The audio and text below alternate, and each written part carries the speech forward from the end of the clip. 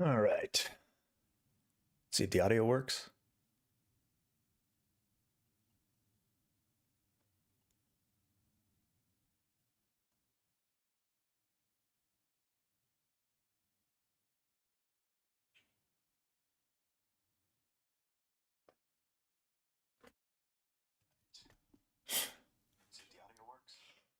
My laptop is about a full minute behind on the stream, but that's okay. That's fine, as long as I have a monitor for it.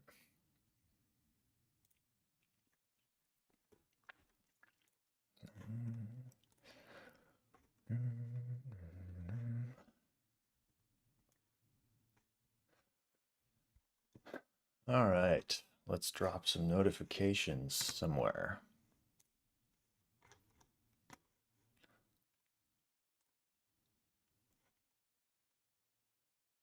I don't know if the like Zigbot thing actually works. Okay, I do show up as live now in the Zig Discord, but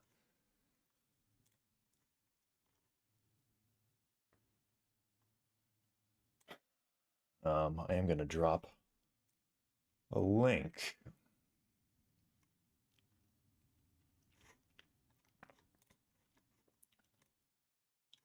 How do I do that?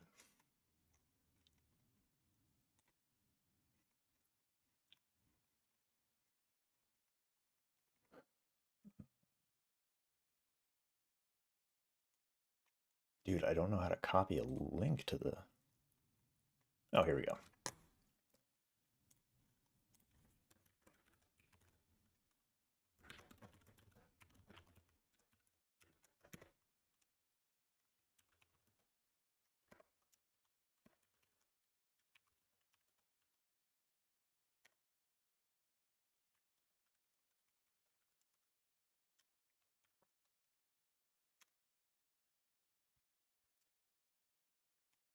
Okay, drop the link in the Zig Discord.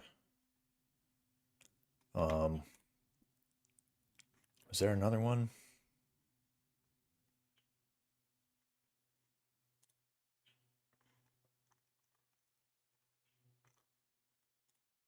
Audio programmer, maybe.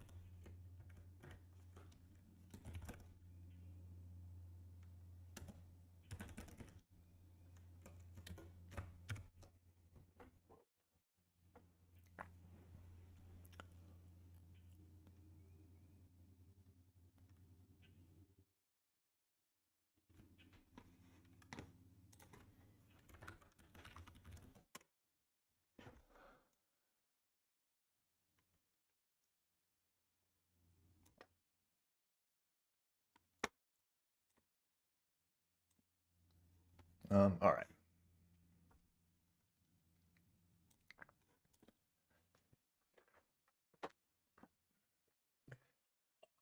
I think I'm going to go ahead and get started.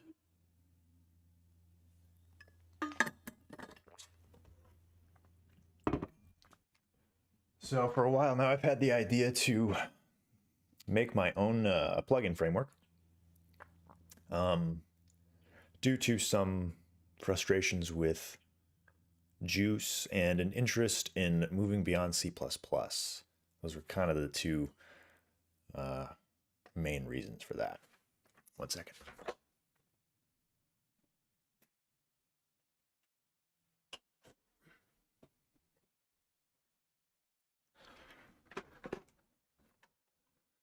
Yeah, so I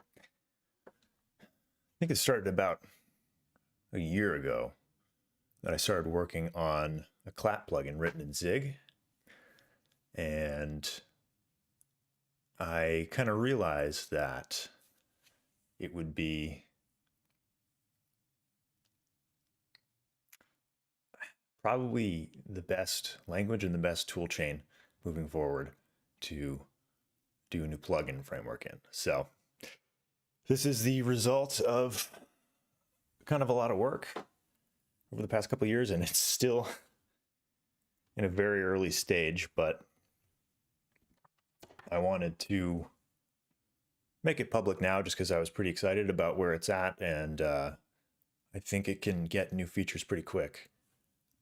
So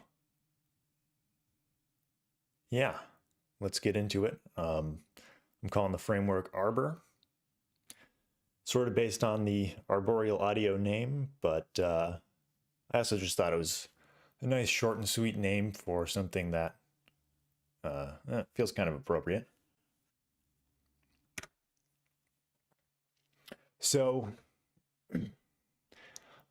obviously I think the main thing with, if you're trying to improve on developer tools, and if you're making tools for programmers and libraries, one thing that people tend to prioritize, like above all else, is simplicity. And I really wanted to stress that with in making this. I don't have it here, but you can see it on the README on GitHub. The goal is that you should be able to have a runnable plugin where you only have to write 100 lines of code, no more than 100 lines of code, I should say. And, that should be good enough to at least get you started. And that is currently the case. I'm pretty happy with where that's at right now. So yeah, I have your starting something from scratch can be the greatest way to improve something. And that's really just about often it seems like in software, things improve by there's the joke about new standards always being created as being sort of the, I don't know, every new standard thinks it's going to be the standard, and there only end up being 5 million different new standards. But regardless, I don't think that matters. I think you should always try to improve things. And I think that starting from scratch and making something brand new is often a really good way to do that. So I think you could build on something like Juice. They've clearly done a lot to add to that library. But for plugin development, I really think that you don't want to do too much. You need abstraction over the plugin APIs, and you need, easy UI development and maybe a DSP library. I don't think you need a web browser or I don't know, other things. There's so many things in Juice that I don't even really know where to I don't know. There's a Lua tokenizer, whatever. So yeah, I think the implementations that you're given should be very, very simple, very kind of small layer between you and the plugin API, between the native graphic APIs. I think that'll make things a lot easier to debug, a lot easier to develop for, should be a lot easier to maintain over time. So the reason I chose Zig is because I think it's a lot better than C++. I think it's easier to learn. And while C itself is more universal, I don't think that it's necessarily, it's almost too, as I say here, doesn't come with any extras. You kind of have to build a lot yourself. There's no build system, which can be a positive, but in this case, I think a build system is actually pretty key to creating like a very simple and developer-friendly abstraction over plugin APIs. So I considered Odin as well, but that's also kind of has that same limitation as C, where it's very simple and it's aiming to be very simple. And I think that's fine, but I think as far as building out this framework, Zig really felt like kind of not the last option, but it feels like you're just sort of naturally pushed in that direction because of everything it has and everything it offers. So primarily that has to do with Zig as a tool chain and not so much as a programming language, although as a programming language, I do think it is very, very good. So you can include and build C and C++ files like it's the same language, because you just import the C or C++ files and you can just start calling them within Zig code without a super heavy layer of friction. It really just gets a C file just sort of gets namespaced into some kind of, you import it into a namespace, and it's pretty simple. And I think the build system really offers a lot. The package management is really simple and easy to work with. And I think it's just going to be a lot easier for people to get started as opposed to learning CMake and Juice. I mean, it's notoriously, you see a lot of people having trouble getting started, figuring out how to use CMake with Juice, because there's so many different dependencies that you need. I mean, you need CMake, you need some kind of development software, whether that's Visual Studio or Xcode, or,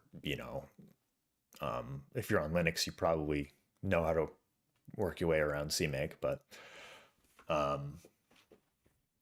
with Zig, you really only need Zig, which is a pretty small dependency. It's like 150 megabytes. And beyond that, for Mac OS, currently, you do need to have the Mac OS SDK installed. That's just basically so you can link to the frameworks. You currently need Cocoa, and we're going to be using Core Graphics to do UI. And then on Linux, we currently don't package X11, so you have to have the headers and the libraries installed so you can link to it. But there's probably something we can do as far as including X11 headers, and then possibly, I don't know if we could build it from source and link to it that way. You run into kind of an issue if you're cross-compiling to different architectures, and so you have to have like a dynamic library that's in the architecture you're compiling for. But that's a problem I think we can tackle kind of down the road.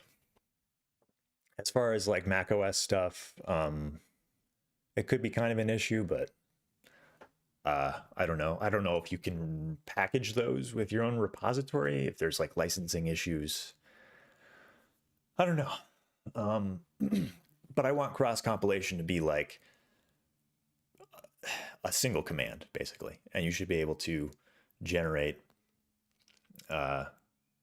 plugins for at least Mac, Linux, Windows. I think technically we support like BSD or whatever. I don't know what the situation is with like with X11 on BSD. I think there are desktop environments that use it. I don't know if there are any DAWs on BSD, but regardless, if you want to compile for Raspberry Pi, we can easily compile to ARM64 Linux or ARM 32-bit ARM Linux. And you can do that from any OS, provided that you're not linking to X11. What else? Yeah, package and dependency management. The built-in package manager, it's part of the tool chain. You don't have to fiddle with CMake package management or some other kind of C package manager, or, using like a system package manager to install stuff globally. You can just use this package manager. And I think, yeah, Zig, I was kind of echoing some of these sentiments, but yeah, the Zig project is clearly interested in supporting as many platforms as possible. It already supports ARM on Windows. It supports ARM for Linux, 32-bit and 64-bit. So, when ARM for Windows kind of starts rolling out a little more, you can really easily just support that kind of like right out of the box. It's already supported. I can build for it on Mac OS right now if I want. But the last point I want to get to about language dependency is that you don't need to use Zig as the programming language. And this currently isn't the case with the framework. I do want to get it to this point, but I want it to be so that you can write a plugin in whatever language you want. So if you're comfortable with C++ as, a developer, because that's what you're familiar with, you should be able to write the sort of bones of your plugin in C++, and there'll be a pretty simple C API that will kind of bind between the Arbor framework written in Zig, and that will just get compiled with the Zig build system. So you have to use the Zig build system if you're using C or C++ to write your plugin, or, you can use Rust, and you can call the Rust compiler from within the Zig build system, and it should be good to go. But that's down the road, but I think that'll be a pretty big selling point of this library. Yeah, so just a little bit about developer experience. I want it to be even easier than Juice, and Juice already makes plugin development like really easy. It's kind of amazing what they've been able to do. They abstract over so many different formats, and they give you like a nice and pretty simple interface to write kind of generic plugin code that applies basically everywhere. Not basically everywhere, but it works.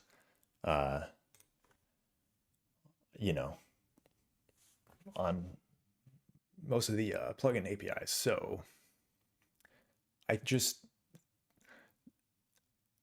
got a little frustrated though with super object-oriented C++, and that's possibly just a personal preference. But I think a lot of people kind of find C++ a little confusing. There's just so many features that it can be deeply overwhelming, I would say. I had a point earlier on the slide that with Zig, you don't really learn the specific features of the programming language as much. You definitely do. There are quirks and idiosyncrasies to every programming language, with, I guess, the exception of C, because it's so plain.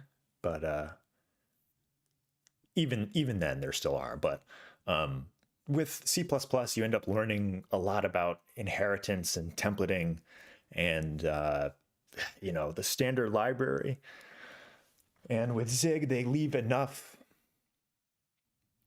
in the base language to make it, powerful enough to do everything you would need to. I think almost everything you would need to with C++. And then you have a pretty good standard library on top of that. So I want this framework to be less about sort of object-oriented programming and super hierarchical,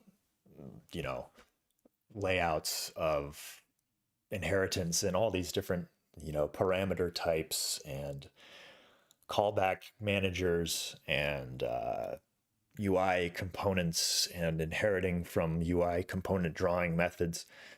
There's a little bit of that because doing UI is kind of inherently object oriented. And we'll get into that a bit later, but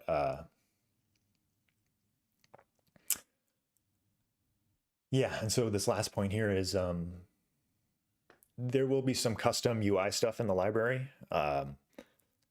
just custom functionality that we provide to do sort of a native graphics sort of developing experience, kind of like Juice. But I want it to be pretty opt-in and easy to opt out. If you want to do your own UI in whatever, as long as it can, as long as you can basically attach your window as a child window of the DAW's window that it provides you, if you can embed a window, then you should be able to do UI and whatever you want. And yeah, I just want to make that pretty easy for people. So yeah, I'll get more into the UI programming because this is something I've been thinking about a lot and something I want to probably do as kind of a separate library that will be used as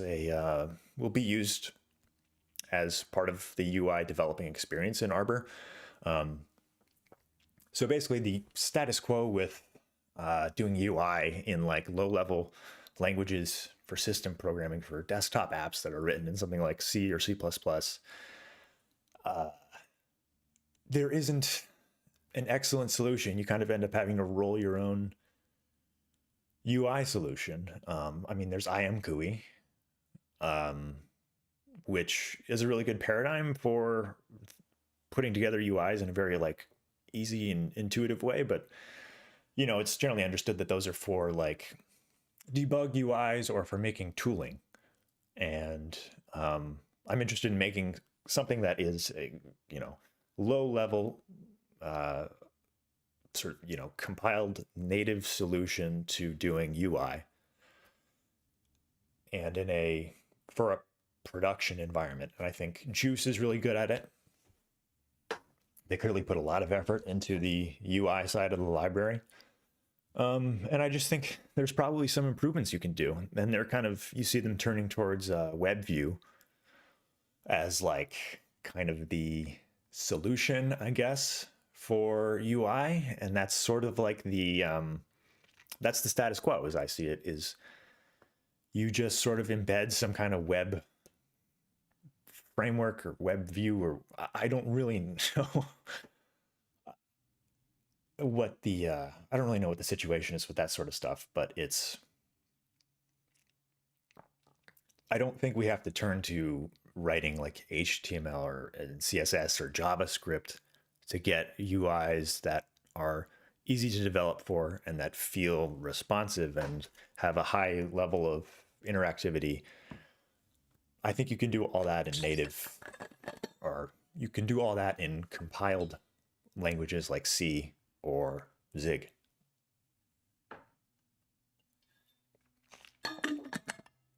Or Odin. Odin, I think, would be great for that. I was considering doing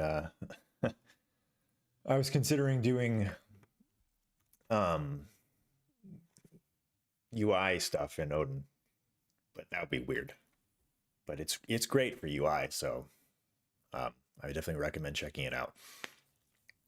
So yeah, what does the future look like for doing UI in Zig and doing UI in the Arbor framework? So I guess the first thing is I want to provide an abstraction over native graphics APIs. So that's core graphics on Mac OS, probably Direct2D on Windows, maybe GDI. I have to kind of look more into that and figure out like, I assume GDI is more backwards compatible. And Direct2D might be, I don't know. It'll all depend on which one is simpler and which one is easier to abstract over. And then I don't know what the situation on Linux would be. It might be something like Puggle, which is made by the people who make LV2. And that's just sort of like it allows you to just like embed like an OpenGL view, I think. So I got to look more into that, but that would probably involve writing like some OpenGL code and stuff so you can do drawing on Linux. The big sort of selling point, though, for me is going to be doing something that is like both HTML and CSS, like at the same time, that is sort of transpiled to Zig code, and that gets evaluated at runtime if you want. So you can do like hot reloading by just reading the file and turning that into actionable drawing commands. This is also something I've been working on for a little while. I was working on my own sort of CSS-like kind of style sheet language, but that was before I found out about the Ziggy sort of data language, as I think it's called. And that's sort of like an improved version of JSON that's like more strongly typed, and it uses Zig. I think you can use it with pretty much anything, but yeah, I want to do something like that where you can lay out your UI in a very simple file, just and define its properties in a way that would look very much like CSS, but you can also structure the hierarchy of the UI in a way that looks like HTML, where you can embed divs and inside other divs and do buttons, and you can do flexbox. I don't think there's any reason we have to just turn to like HTML, embedding HTML views in like a native window for a plugin. That seems a little overkill to me. I don't think it's that hard to do it in a language like Zig. So I'm going to do it. Yeah. And then the last idea here is that like, it'd be, quote unquote, hot reloaded, because you are sort of just transpiling it at runtime. And then you can just sort of disable that in a release build, and it'll get all your sort of data layouts will be defined at compile time, and it'll be super fast. And then a little bit about licensing. It's MIT for now, because it's in a very early stage, and I just want people to check it out, and I want people to use it. I don't want it to be too restrictive. And I think it's a really good way for like newer developers to get started. I think it's as it is right now, it's easier to get started than Juice. We don't support all the plugin formats, but it's easier to get started. And so, yeah, I'd like to draw like new plugin developers in, and I would like sort of an attractive licensing option for them. And I think MIT is the way to go for now. When this becomes more sort of feature complete, or, when we cross a certain threshold where it's clear that it's like pretty viable, it's like a commercial solution for doing plugins, I think a very reasonable type of licensing solution similar to Juice, where it's like LGPL, and you can do, I don't know if it'll be like a subscription or just like a one-time licensing fee. I am generally a fan of one-time licensing fees, because it's like you should own the license once you pay for it. I don't see why you need to license something in perpetuity like that. Yeah. All right. And this is the last slide before I get into a little more detail about how the library works and what it's all about. Yeah, I think you should check it out. Contributions are welcome. I haven't implemented MIDI yet because I don't really know how that stuff works. Yeah, I was never really a synthesizer person. I just play guitar. MIDI has always been kind of a mysterious world to me. I mean, there's so many different devices, I mean, the synthesizers, but then there's like the weird like the things that people step on or something. And then like, I don't know what else. I mean, is like a toothbrush that generates MIDI notes. I don't really know. So yeah, that's a world I'll be exploring. But for now, what we have is a pretty basic implementation of clap, and we have a even more basic implementation of VST2 that is a little hairy, shall we say. But yeah, let's get into it. Let's change scenes here. Okay. So this is the repo on GitHub. Go check it out now.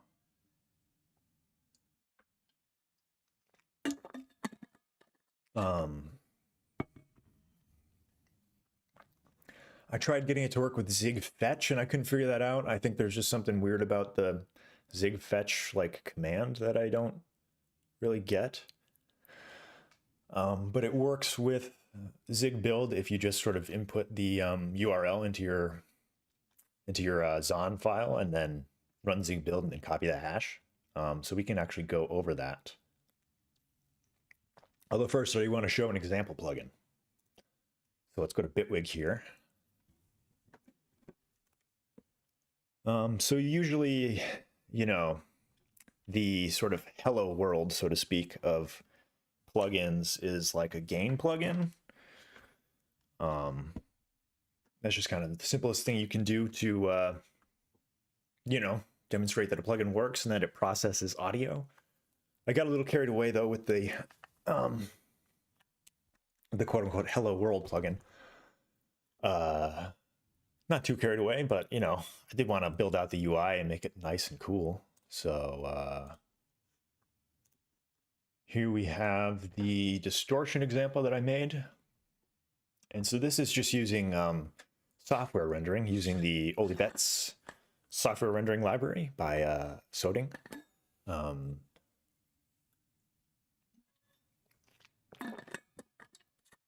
yeah, this is just like kind of nothing special. It's a distortion plugin.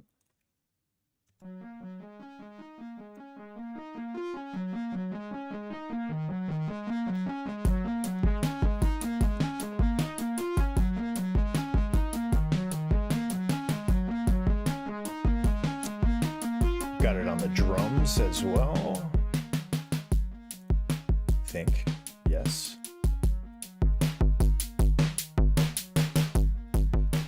So there's a quote-unquote vintage mode, which is asymmetric saturation. Modern is symmetric saturation. And then, I don't know what this is. Sounds cool though.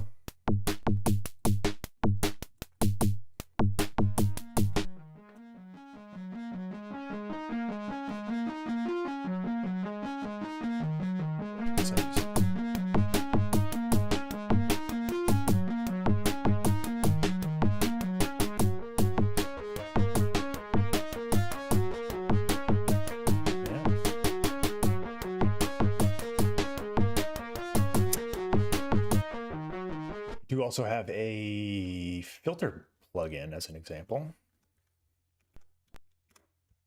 Don't have a UI for that one yet.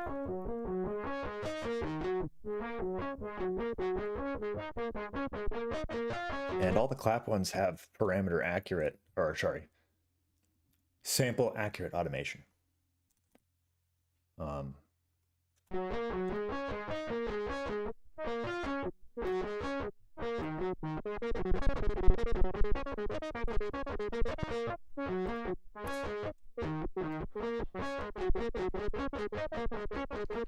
That's cool.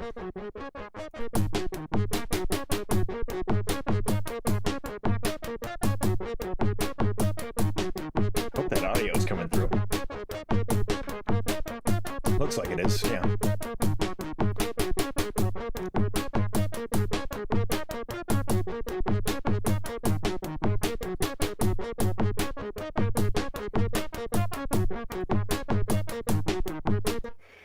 Yeah, okay. So those are the those are a couple example plugins. I'd like to add a UI to the filter one pretty soon. And probably, you know, add some more features to that, make it like, I don't know, something fun.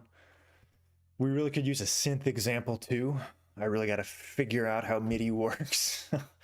I've put it off for far too long. Okay, what should we do? Should I make a plugin from scratch or what?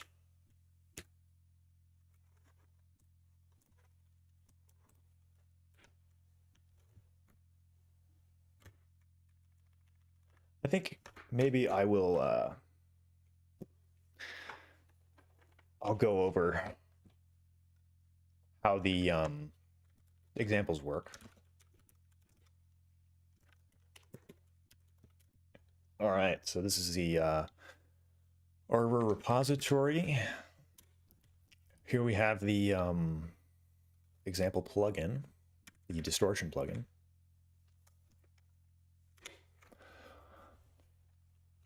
So there's some basic declarations up top, importing the standard library, importing the Arbor base module. And then I make like an alias for the Arbor sort of parameter type and for the logging namespace.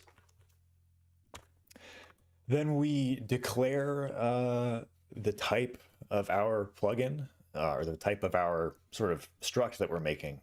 In Zig, when you create a file, it's sort of by default, there's like a top level struct that sort of embodies the entire file. And so you can just use this keyword and that returns the type of the file that you're in. And so we're making that our distortion plugin. If we were to define any fields, if we needed like some sort of state or something, that would all be part of this distortion struct. So then we declare our parameter, well, we declare a mode enum, and that's just for the distortion modes. And then we declare some parameters. So I wanted the parameter declaration to be like really simple. It feels like it can get a little too crazy, but you can really leverage a lot with Zig compile time stuff to just sort of like, you know, perform like type inference. We do that with the mode one, but so yeah, here we're just setting like the name of the parameter, the minimum, maximum, and default values. You could have some flags if you wanted. There's like modulatable, which is the clap, what do you call it? The non-destructive parameter modulation, which is not implemented yet. Coming soon though. And certain types of flags get like automatically inferred. So like when you have this mode enum, that automatically gets set to be a stepped parameter, and there's also a special enum flag in the clap API that automatically gets set if you pass in an enum type. And then we set a function pointer to the value to text function here, which is defined later in the file. One thing that's cool about Zig is everything is, you know, it doesn't matter what order you put stuff in. So you don't need to have a function defined up here if you're going to use it below. You can define it below and the compiler will find it. So we declare our gain parameters and we declare the mode parameter. All you have to do is just provide a name and then provide the default type, and it will infer the list of names based on the enum type that's passed in. You can optionally provide a list of strings if you want the enum type to be, or if you want the list of choices to be different than like the enum string. So like if we had like, I don't know, vintage toilet, you wanted the actual like display name to be like, have a space in it, you could do that.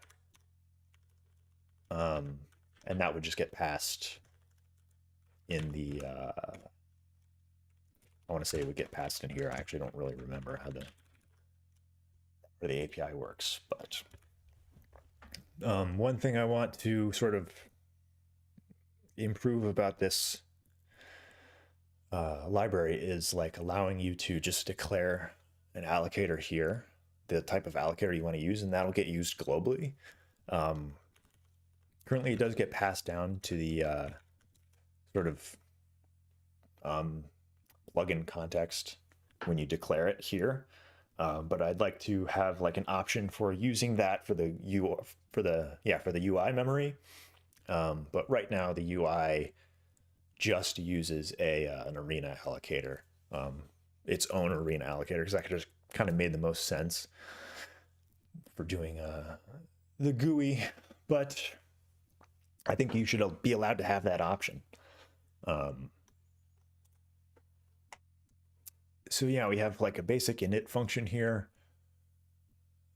We pass it the allocator, we pass it the slice of parameters, and then we pass it an interface, which is sort of like inheriting from the Arbor sort of generic plugin type. But all we really do is just pass it a set of function pointers, and that's all you really need. If we had some specific data here, like if we had like, you know, a filter, which you can see that in the filter example, we would want to like allocate a user plugin. Kind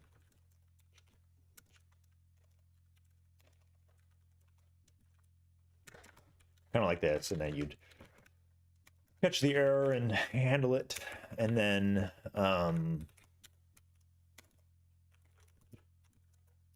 you actually would just set the user data like this. And so that gives the plugin context a pointer to your specific data, which would like be this filter in this case. But for this plugin, we really didn't have any user data that we needed to care about. So yeah, I didn't do that for this example. But then you have a prepare function, kind of like you have in Juice. This, I need to make this take the number of, to give you the number of channels too. And then we have a process function, pretty simple. This is where you do the guts of your audio processing. You'll eventually want to support both 64-bit and 32-bit. So right now we just have 32-bit floats. And then here's our special value to text function. That's for the decimal parameters, so we can format it to have the correct precision that we want, which is 2 decimal places, and then just attach a dB at the end. And then we just return. So we actually just print into this input buffer, and then we just return the number of bytes that we wrote. And then you get into the UI stuff down here, which is really fun. We just declare some constants for now, so like the width and height. Currently don't support resizing the UI, but that's definitely coming down the road. So then we just declare kind of some colors for like a color scheme. We have a background color, this sort of silver color that we use. Silver, and then this sort of slider background color, a highlight color, and the little frame around the edge of the UI. And we declare a title string as well. And so the UI initialization is also pretty simple. You're given a pointer to the plugin in case you need to access like plugin specific data. We pass it the plugin's allocator here. I don't think that actually gets used currently.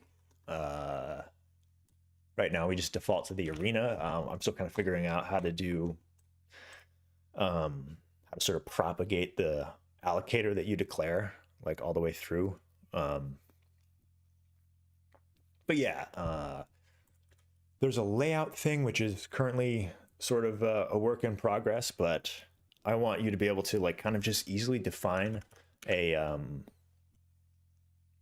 UI layout. So right now the default is just sort of like it'll do whatever you set it up as. So like you just sort of define your components absolutely, and it'll do that. But eventually I want you to be able to just say like, I want a grid layout, and the order that you declare the components in will be laid out in a grid, and you can define certain properties like padding and minimum width, other things like that.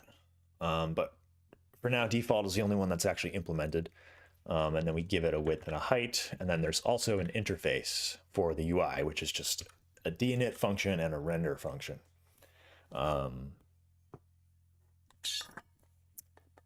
Yeah, pretty simple. And then we also, you want to set the plugin's GUI pointer to the GUI returned by this function. And then so we do some other stuff here. We actually draw the Arboreal Audio logo in the init function, because you only need to draw it once, this little guy right here. You really only need to draw that once, and then that just gets copied every time a frame is rendered. So we draw that here into its own sort of chunk of memory. We set the height of the sliders and the gap between them. And then what we do here is we iterate through all of our parameters, and we sort of set up our UI components based on that. So what I have here is basically just checking if the name of the parameter that we're currently on is not mode. So if it's not mode, we know that it's one of the gain sliders. So you can give the component a subtype here, which is actually just a, it's a, what do you call it? Untyped pointer. It's a opaque pointer, would be like a void pointer in C. And so we provide a little slider widget that has an init function.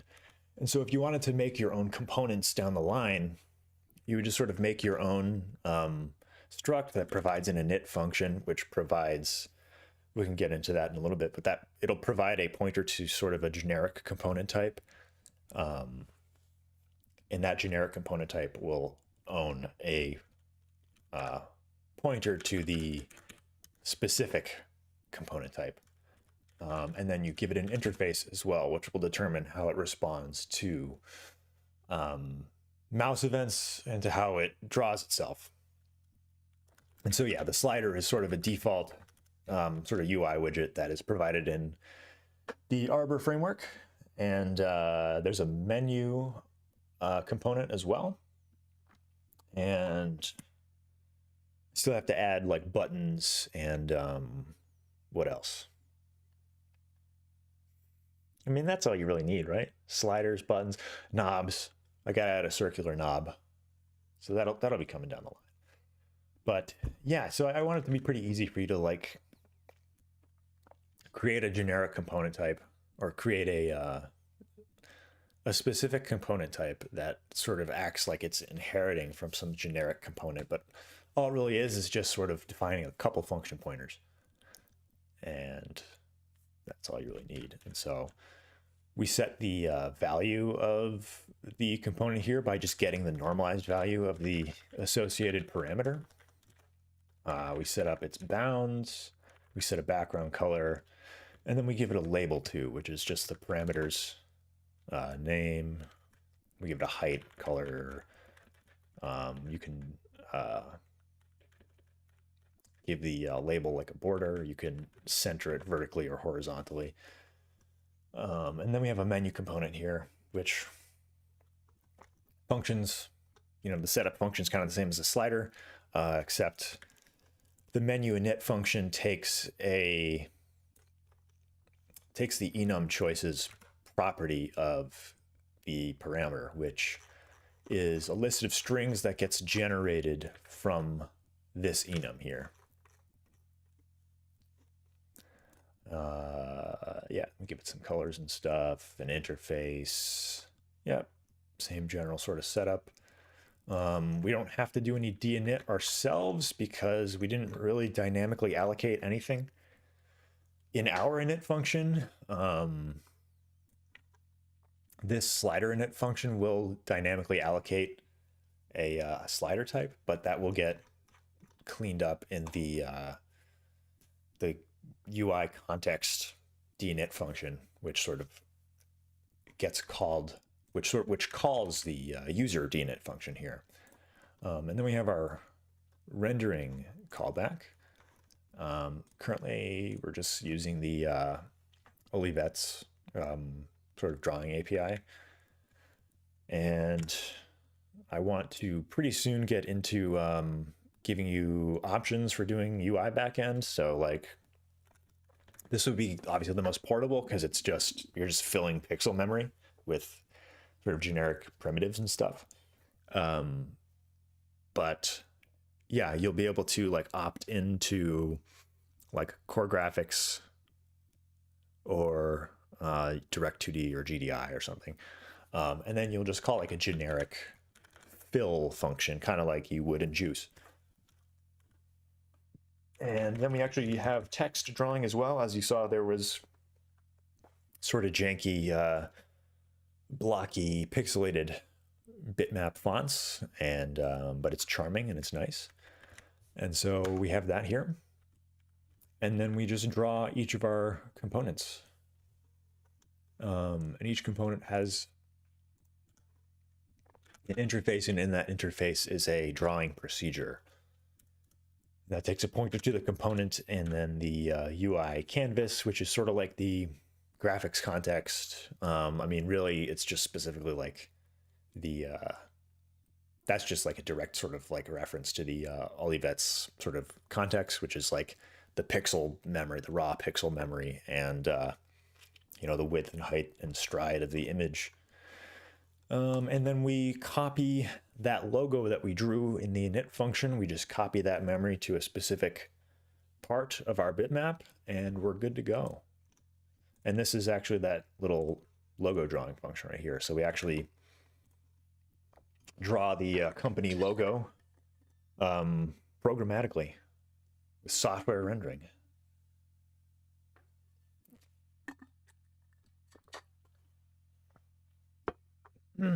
And that's it. So that whole little plugin is about 250 lines of code. Some of this stuff could honestly be even simpler, I think. I mean, the UI layout, I think, you know, opting into like a layout algorithm should be kind of like, kind of seen as a default, you know what I mean? Like you should be able to just sort of up here say like, flex, and then you'll be in a flex box, and then the order you sort of declare UI components in will pop them into the flex box. And you can set certain properties like minimum or maximum width, and the flex box will work itself out. And obviously you'll be able to set like the you know, you'd have like a GUI like set, I don't know how the API would work exactly. Like you'd have like a set flexbox properties function or something, and then pass it options, the standard sort of flexbox options.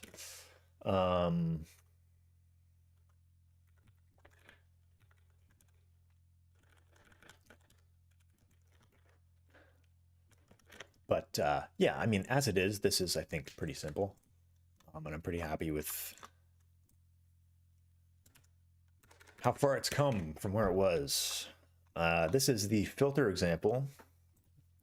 Even simpler, we just have one parameter.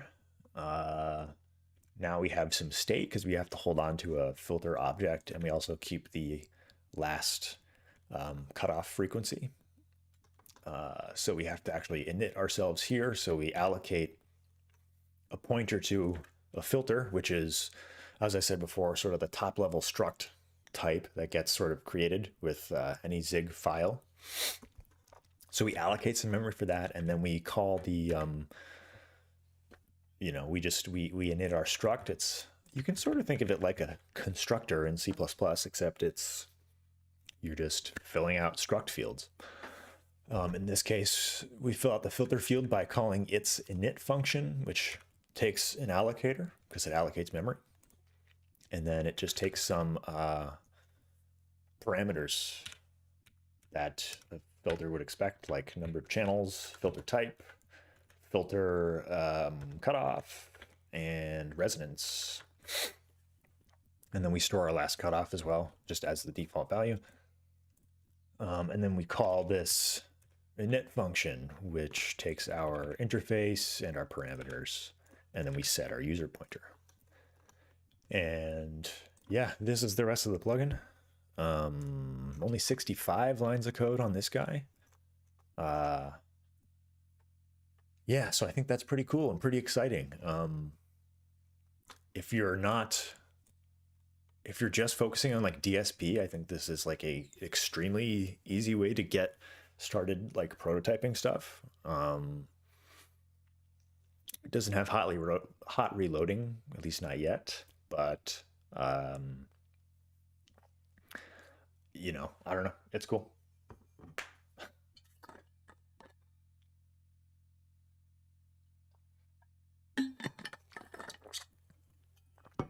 All right, well, that's probably gonna wrap it up for now. I'm not gonna get too deep into the library itself. But yeah, I mean, like, you know, it is on GitHub. I would definitely recommend you go check it out and try using it. And definitely, you know, let me know how it goes, how it works. Let me know if there are any problems. And I would definitely appreciate feedback and contributions. And I'm going to be improving this pretty regularly and pretty diligently, I would say. I'm very excited about the direction this is going in, and I think it's actually going to be like I think it's going to be a pretty significant entry into the sort of world of audio plugin frameworks.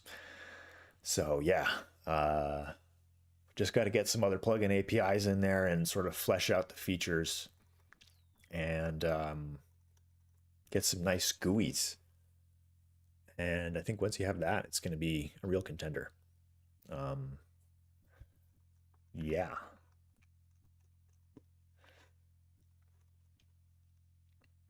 Well, all right.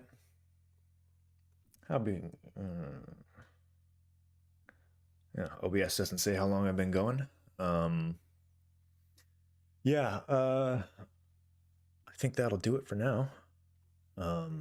Thanks for watching, whoever is watching. I didn't really see how many people actually like were watching, but whatever. I guess I'll give a little layout of like what I'm gonna be up to.